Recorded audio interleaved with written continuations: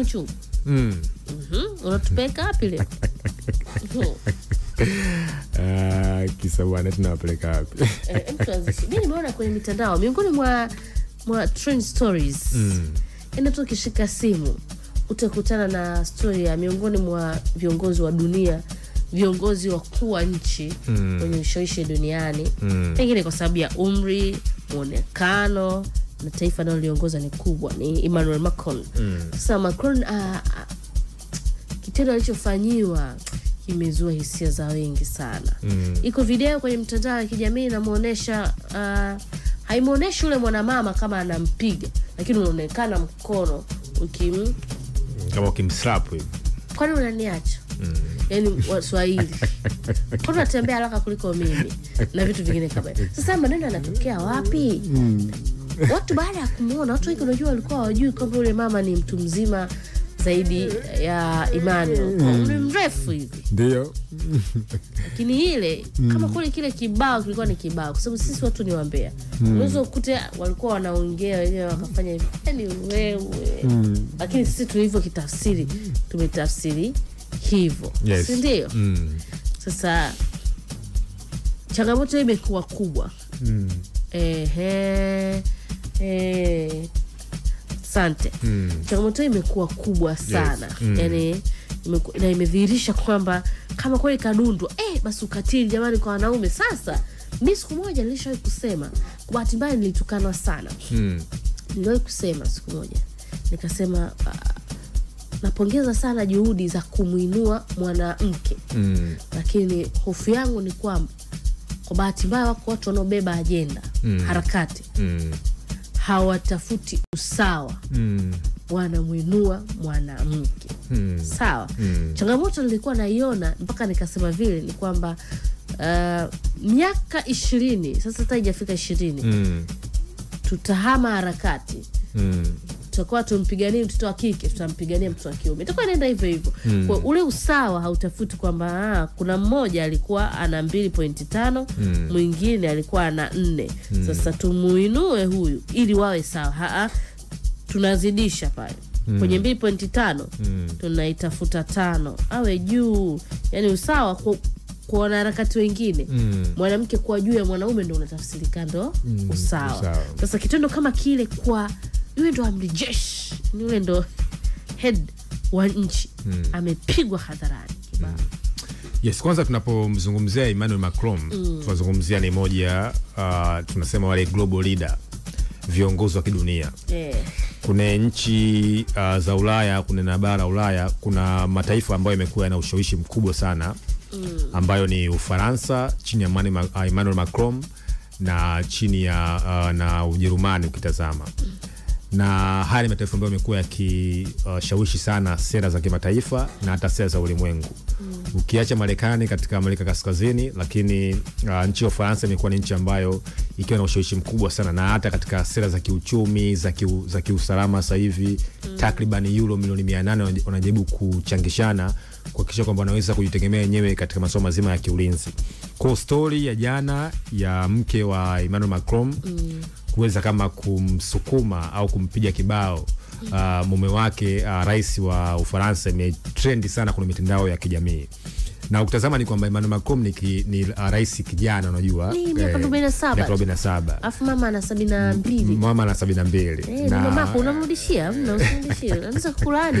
Yes, kwa sasa ukitazama imetrend hiyo katika mitandao ya kijamii. Na of course ilikuwa ni safari ambayo Emmanuel Macron ameianza katika nchi za Pacific Ocean, katika nchi ya Vietnam. Piga ugenini. Yes, kwenda kujaribu kuimarisha sera za Ufaransa katika nchi za Pacific. Na kama unavyojua kwamba nchi nyingi sasa hivi za Ulaya zimekuwa zikitazama bara la Asia kama ni eneo la kimkakati katika masuala mazima ya kigeopolitiki, kwa maana kwamba siasa za kijiografia na hata siasa za kiulimwengu, kwa sababu ni nchi ambazo zina nguvu kazi kubwa, nchi ambazo zina rasilimali, lakini zaidi sana ni nchi ambazo tunasema ni tiger country, nchi ambazo zinakuwa kwa kasi ya kiuchumi. Na watafiti wa kiuchumi wamefananisha mataifa haya kama ni namna ambavyo tiger inavyokimbia kwa kasi, umereflect namna gani nchi zao zinavyokuwa zaidi katika masuala mazima ya kiuchumi. Na ukitazama ni kwamba imekuwa ni kama ni battleground ya mataifa makubwa kuweza kutazama mataifa haya kama ni mojawapo ya ungwe au ni karata zao za kuweza kupeleka ushawishi wao wa kimkakati. Na kisa ni kwamba tunapozungumza kwa mfano masuala ya geopolitics kwenye diplomasia ya kimataifa, kuna kitu kinaitwa geopolitics. Sasa hii geopolitics na geoeconomy ni zaidi ya diplomasia. Maana yake ni kwamba namna gani jiografia ya nchi husika inavyoweza kushawishi siasa na kushawishi uchumi na hata kuhakikisha kwamba inaweza nchi husika kuwa na nguvu ya maamuzi katika kushawishi sera za watu wengine. Kumana kwamba namna ambavyo nchi ilivyokaa kijiografia kimkakati, namna ambavyo nchi inavyokuwa na rasilimali za kimsingi, namna ambavyo nchi inatija linganishu ambazo watu wengine hawana. Kwa hiyo sasa kuna level kubwa ya muktadha wa geopolitics na geoeconomy. Kumekuwa kuna hiyo mashindano makubwa sana kuna hizi nchi ya kiuchumi na ya kisiasa. Kwa hiyo ukiacha kwamba Rais Emmanuel Macron na jana amejitetea kwamba ilikuwa tu ni utani kati ya mwanamke na mwanaume, mke na mume, rais na mke wake, lakini watu wengi wameitazama kwamba ile facial expression kwa kwamba namna ambavyo alivyomsukuma, alivyomtazama imeibua mijadala mikubwa sana kwenye mama alivyoshuka kwenye yani hapo sawa. Sisi tunapokea taarifa, tunapokea, lakini tuna haki ya kwa sababu ile ni kioo, ukishakuwa public figure una haki ya kujadiliwa sababu ni public figure. Ukiangalia sura yule mama, sorry to say mama, lakini anaitwa nani sasa yule first lady mheshimiwa first lady wa Emmanuel Macron ameshuka akiwa na hasira. Ila waache kicheki, lakini natural tu, yani kwenye hata mtafuta kwenye picha zake akiwa anacheka ukutani nazo. Lakini inaonekana kama kulikuwa kuna kitu kinaenda. Hatujadili tu vile kwa tumefurahia, hapana. Tunajadili kwamba huenda kuna watu wengi sana wanapitia ukatili, lakini kwa nafasi zao. Hivi kwa nafasi ya Emmanuel Macron anaweza kwenda kushtaki wapi kwamba ananyanyaswa na kupigwa na mke? Yes, kwa mtazamo mzima wa kidiplomasia ni kwamba aende akashtaki. Kuna sipeke diplomasia basi nimejijibu. Kwa mtazamo mzima wa kidiplomasia unajua namna ambavyo viongozi wanavyoonekana na namna ambavyo viongozi wanavyobehave kwenye public huwa na maana kubwa sana kwa wafuatiliaji wa siasa za kiulimwengu. Ndio, na inakusaidia pia hata kuona, yani kama unaenda kutafuta mshikamano, unaozungumza mshikamano, lakini huo mshikamano unaozungumza hauonekani kwa macho. Yes. Ni ngumu kwenda kusema utasaidia kutafuta amani kati ya Russia na Ukraine. Wakati sura za baba na mama inaonekana kabisa ni Russia na Ukraine. Anakizungumza sana hichi kitu Mama Dorothy Gwajima kwamba watu wakienda kuhubiri upendo na amani uanze kwenye ngazi ya familia ndio. Kwa sababu mwisho wa siku mtu anapata msongo mkubwa wa mawazo. Nje anatakiwa kubehave, ni rais, ana majukumu ya kitaifa, ana majukumu mabegani wake. Kwa bahati sasa sisi nchi za Afrika nyingi tunajitegemea, yani sisi wenyewe ndo unakuta kiongozi mkuu wa nchi, sisi watu wake ndo tunalalamika, rais sukari imepanda bei, rais mafuta, rais mbona nauli.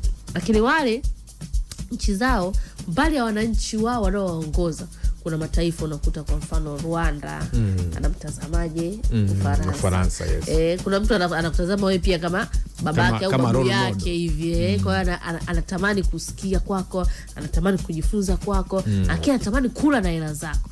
Sasa ukikuta kiongozi kama yule anafanywa hivi, unajua ni level ya juu sana ya kuongeza uelewa kwenye masuala ya ukatili. Yani ile imekuja kureveal kwamba umeitazama kuna nafasi ya ukatili zaidi. Mimi mimi siwezi kuchukua ile ni mzaa. Yani mimi nitakuwa wa mwisho kuona ule ni mzaa. Yani ungekuwa ni mzaa asijui, lakini yani ule uwezo kwa mzaa. Kuna kauli moja inasema picha moja inaongea maneno 1000, na video moja inaongea maneno milioni 1. Hiyo sasa imefika milioni 3. Sasa ukitazama ile video ni kwamba sasa ndio inakupa hiyo taswira. Nilikuwa nakwambia kwamba kuna ile namna ambayo viongozi wakikutana tunaangalia namna wanavyosalimiana. Nani anatetemeka, nani anaogopa, nani alikuwa ni confidence, nani kwa mfano alikuwa wa kwanza kuingia kwenye chumba cha mazungumzo. Sawa nani alimkaribisha mwenzake. Sasa ile pale nayo inatoa tafsiri kubwa sana. Na hiyo inakuonyesha kwa mfano wakikutana wa viongozi ambao kwa kweli wana uchumi mkubwa na ushawishi. Kwa mfano akikutana kwa mfano labda Trump na Xi Jinping kwa mfano. Au Xi Jinping na Rais Putin. Yes. Au kuna watu wengi sasa hivi wanasubiri namna ambavyo Rais Trump atakutana na Rais Putin. Itakuwaje katika ile muktadha itakuwaje? Au atamfanyia kama kilichotokea kwenye press conference ya Rais wa Ukraine Zelensky. Au kama alivyofanywa juzi Rais Ramaphosa wa Afrika Kusini. Akamwekea VAR kumuonyesha kwa namna gani au makaburu Africans wamekuwa kama wakinyanyaswa na wakiuliwa katika nchi ya South Africa. From nowhere. Yes. Kwa sasa ukitazama ni kwamba kumekuwa kuna mabadiliko hayo makubwa sana kwenye hizo siasa za kijiografia duniani, na kwa mfano kwa issue ya Trump kisa imekuwa kama ni utaratibu wake wa viongozi wote ambao atamtembelea anawaanika mbele ya vyombo vya habari. Yani kuanzia not kualika, kuanika. Kwa sababu hata kwetu sisi nchini nadhani mataifa mengi siwezi kusema yote, ziara zinazofanyika za kiserikali na za kikazi za viongozi hao wakuu wa nchi wanapata nafasi ya kuzungumza. Kwa mfano juzi tu alikuwepo rais wa Namibia alikuja rais wa Finland. Wote wanapata muda. Alikujaga hapa kutoka hao Marekani, alikujaga makamu rais kama Harris. Na akapata nafasi ya kuzungumza. Yes, na maanisha. Lakini sasa nicho kiona cha tofauti hicho ndio tusaidia, au kwa sababu yeye ni super power. Kuna namna naona kama how he treated. Yes, kwa hadhi hiyo. Na maanisha kwamba namna ambavyo Trump sasa hivi anavyochanga karata zake. Unajua kuna ile mazungumzo ambayo ni ya faragha tunaita. Hicho nataka kusaidia hicho na tusaidie kidiplomasia. Wote tuna treat wageni, wote tunazungumza nao na vyombo vya habari. Lakini kuna namna watu wanakuwa wanatreatiwa isiwe kawaida. Ilijitokea kwa Zelensky, imejitokeza kwa Ramaphosa. Ni kama viongozi hao wakuu hawapewi heshima wanayostahili kwenye mikutano na waandishi wa habari. Yes, sasa hiyo inaweza ikajengwa na vitu vingi, namna ambavyo mtazamo wa kiongozi kuhusu nchi husika. Kwa mfano tazama katika issue ambayo imetokea ya rais wa South Africa Ramaphosa na Trump, ni kwamba tunajua kwamba kuna baadhi kule ya wale ambao wanaitwa makaburu ambao walikuja muda mrefu sana karne ya 16 ambao wamekuwa wakimiliki mashamba na migodi na shughuli za kiuchumi. Sasa mtazamo wa chama cha ANC na mtazamo wa chama kwa mfano cha Economic Freedom Fighter cha Julius Malema, hata mtazamo wa chama cha Democratic Alliance, chama cha pili kwa ukubwa kule South Africa, umekuwa ni mtazamo ambao tofauti kuhusu namna ambavyo serikali ya Afrika Kusini inavyowaendo hawa Africans. Na hiyo inakuja baada ya kauli ya Elon Musk ambaye anaongoza kitengo cha ufanisi kule Marekani. Alitoa kauli kama kupeleka ujumbe mkali kwa serikali ya Ramaphosa namna ambavyo wanavyotreat hawa wa Africans. Africans ni wazungu wenye asili ya Afrika. Kuna kwamba ni wazungu ambao walikuja pale Afrika kwa muda mrefu, kwa wamekaa pale, wamezaliana, nao ni sehemu ya nchi ya South Africa. Sasa kuna sheria ambayo imepitishwa chini ya serikali ya chama cha ANC kuweza kama kubinafsisha ardhi, maeneo ya wale watu weupe kuchukuliwa na serikali. Lakini ukitazama mtazamo wa Economic Freedom Fighter, au tunasema wana mtazamo mkali dhidi ya wazungu ambao wapo kule South Africa. Wao wanachotaka migodi, mashamba, maeneo yote ambayo wanamiliki wazungu wachukue nchi za Kiafrika. Sasa mtazamo huo kiutazama unapingana na sera za Trump dhidi ya hili kundi ambalo kwa kiwewe ni kama anapeleka hizo sera za superiority complex, kwamba kuwalinda watu ambao wana hiyo asili ya nchi za Ulaya.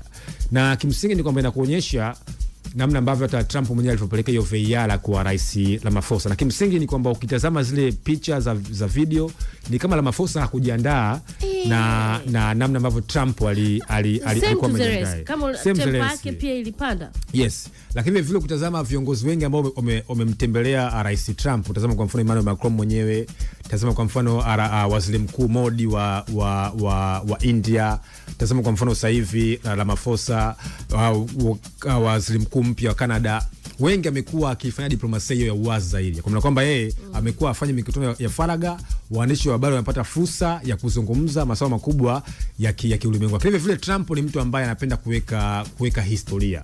Ni mtu wa viwango.